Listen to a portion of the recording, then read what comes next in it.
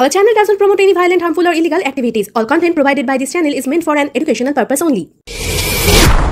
শিক্ষকেরা বাটি হাতে ভিক্ষা করছেন। শিক্ষক দিবসে কেন এমন ঘটনা? শিক্ষক দিবসে সকালে বাটি হাতে ভিক্ষা করছেন শিক্ষকেরা। হাওড়া বাস স্ট্যান্ডে একের পর এক বাসে উঠছেন শিক্ষকেরা। প্রত্যেক যাত্রীর সামনে বাড়িয়ে ধরছেন ভিক্ষার বাটি। শিক্ষক দিবসের সকালে এমনই আশ্চর্য ছবি ধরা পড়ল আমাদের ক্যামেরায়।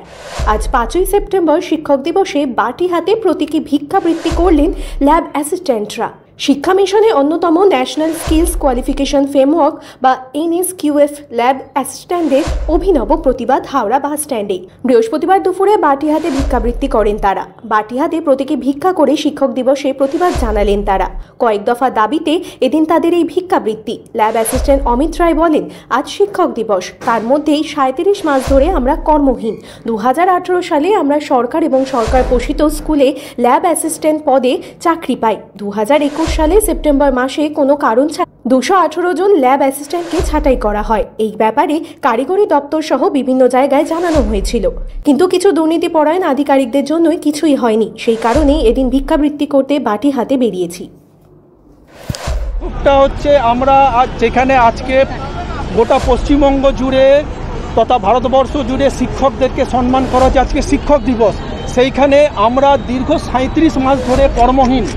আমরা 2018 সালে NSQF স্কিমেতে ল্যাবরেটরি অ্যাসিস্ট্যান্ট হিসাবে বিভিন্ন সরকারি তথা সরকার পোষিত স্কুলগুলোতে চাকরিতে যুক্ত হয়েছিলাম। 2021 সালের সেপ্টেম্বর মাসে কোনো কারণ ছাড়াই আমাদেরকে ছাঁটাই করে দেওয়া হয়। আমরা দীর্ঘ দিন ধরে বিভিন্ন রকম আন্দোলন করেছি, কারিগরি দপ্তরে গেছি, কিন্তু কারিগরি দপ্তরে এই সন্দীপ ঘোষের মতো বিভিন্ন দুর্নীতিপরায়ণ আধিকারিকদের দৌলতে আজ আমরা পথে ভিক্ষা করতে নেমেছি। দীর্ঘ 37 মাস ধরে আমাদেরকে ছাঁটাই করে রাখা হয়েছে।